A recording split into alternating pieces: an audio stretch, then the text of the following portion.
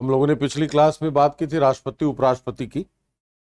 अब कार्यपालिका में हमारे पास बच रहे हैं राज्यपाल, मंत्रिपरिषद है और महान्यायवादी है। उसी को एक एक करके हम लोग चर्चा करते हैं। सबसे पहले राज्यपाल की।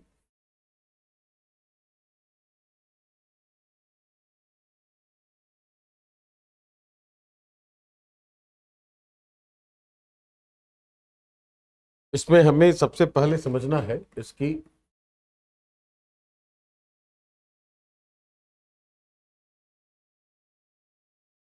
संवैधानिक स्थिति क्या है।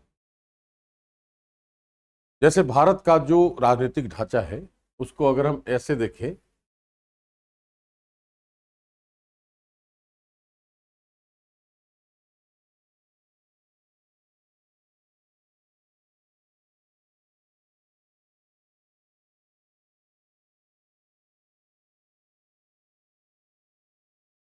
भारत का संवैधानिक प्रधान है कौन? राष्ट्रपति, राइट। ये संघ है, यहां हमने बनाए हैं राज्य, उसके बाद बनाया है पंचायत। ये विकेंद्रीकरण है। अब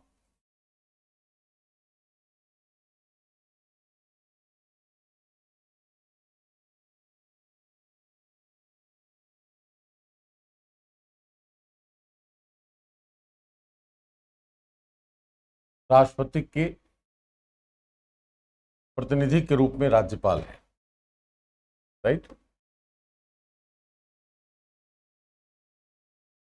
और यही राज्य का संवैधानिक प्रधान भी है।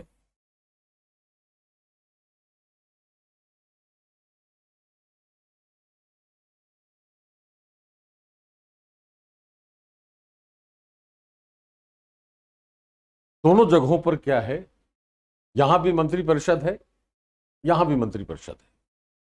तो संसदीय तंत्र की जो बात आती है कि संसदीय तंत्र में दो प्रधान होने चाहिए, एक संवैधानिक और एक वास्तविक। संवैधानिक का मतलब यहां सांकेतिक प्रधान भी है।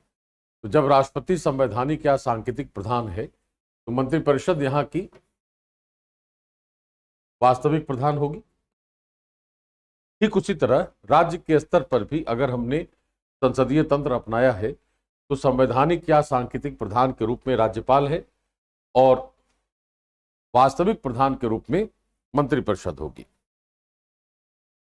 Ram Jawaya Kapur versus state of Punjab 1955, यह जो केस है, इस मामले में न्यायालय ने यह कहा कि राज्यपाल राज्य का संवैधानिक प्रमुख है और मंत्रिपरिषद उसका वास्तविक प्रमुख है या उसका वास्तविक प्रधान है। इससे न्यायालय की बात से भी यह सिद्ध हो जाता है कि राज्य के स्तर पर भी हमने संसदीय तंत्र अपना रखा है।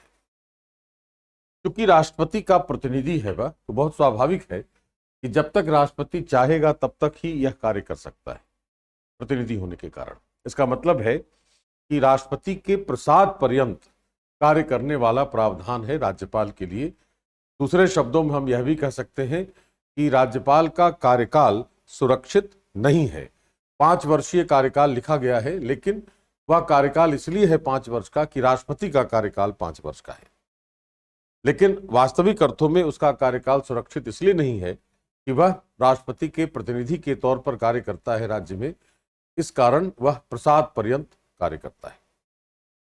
तो ऐसी स्थिति में यह कहा जाएगा कि हमने भारत का जो राजनीतिक ढांचा है वह एक एकात्मक परिसंघ का ढांचा है, अर्थात जिसमें चरित्र उसका परिसंघीय है, आत्मा एकात्मक है। इसलिए संघ का एक समादेश, कमांड, नियंत्रण बना हुआ है राज्य पर और उसी संदर्भ में राज्यपाल की नियुक्ति की जाती है, न कि उसका निर्वाचन। तो पहले तो यह बात बताना है कि राज्यपाल कौन है, इसकी बात पहले करनी है। फिर हमें बात करनी है कि राज्यपाल का चुनाव क्यों नहीं होता, राज्यपाल की नियुक्ति क्यों होती है। तो पहले एक पैराग्राफ में यह लिखेंगे हम लोग,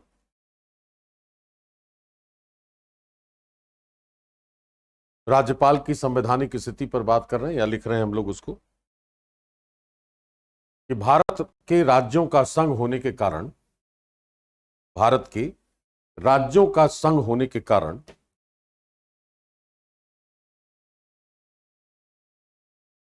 प्रशासनिक आवश्यकताओं को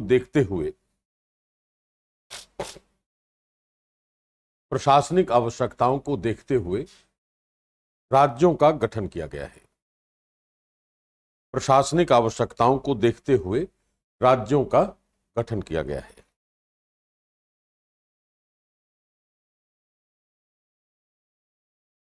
भारत के संसदीय तंत्र होने के कारण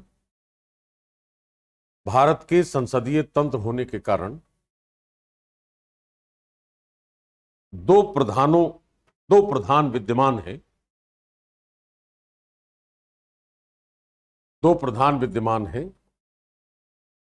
पहला संवैधानिक अथवा सांकेतिक प्रधान के रूप में राष्ट्रपति,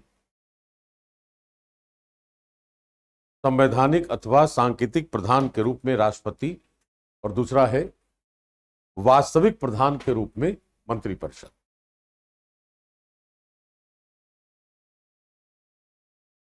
ऐसी ही संसदीय व्यवस्था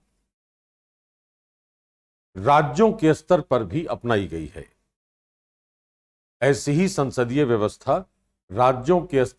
अपनाई गई है। इस कारण यहां भी संवैधानिक और वास्तविक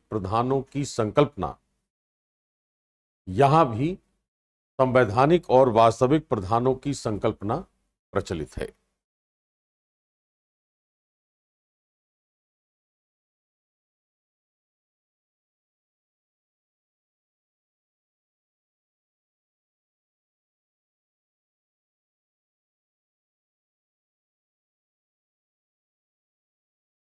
उच्चतम न्यायालय ने राम जवाया कपूर बनाम पंजाब राज्य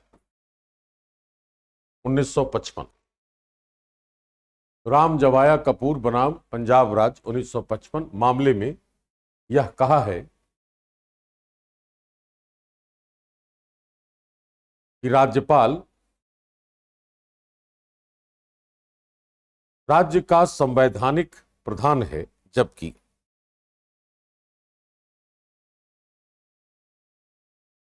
मंत्रिपरिषद वास्तविक प्रधान।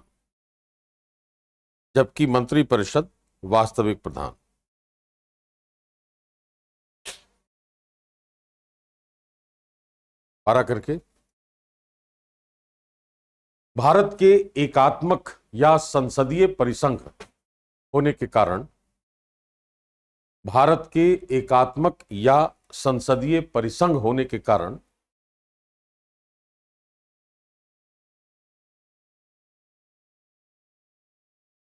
संघ का लंबवत नियंत्रण या समादेश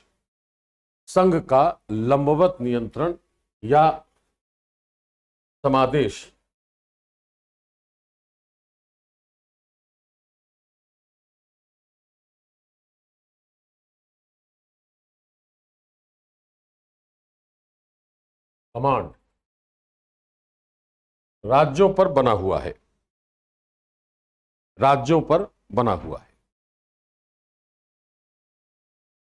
इसी कारण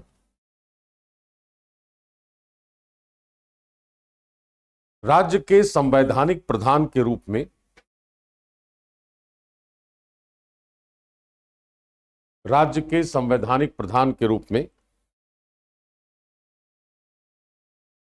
राज्यपाल का निर्वाचन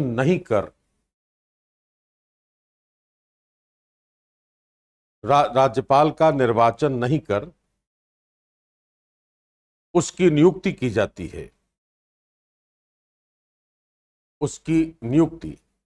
है।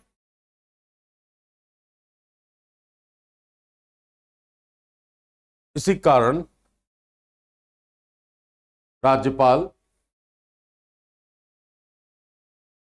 राज्य में राष्ट्रपति के प्रतिनिधि के रूप में कार्य करता है।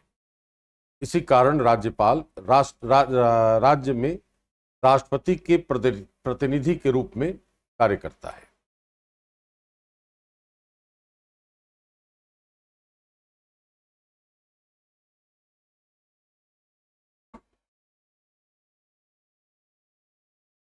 संविधान के अनुच्छेद 156 में यह उल्लेख है कि राज्यपाल का कार्यकाल 5 वर्ष का होगा। राज्यपाल का कार्यकाल 5 वर्ष का होगा। लेकिन वास्तविक रूप में राज्यपाल का कार्यकाल सुरक्षित नहीं है, क्योंकि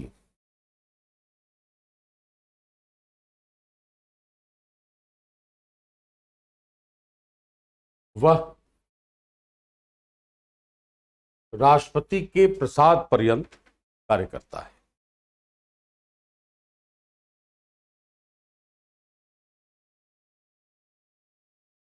राष्ट्रपति के प्रसाद पर्यंत कार्य करता है।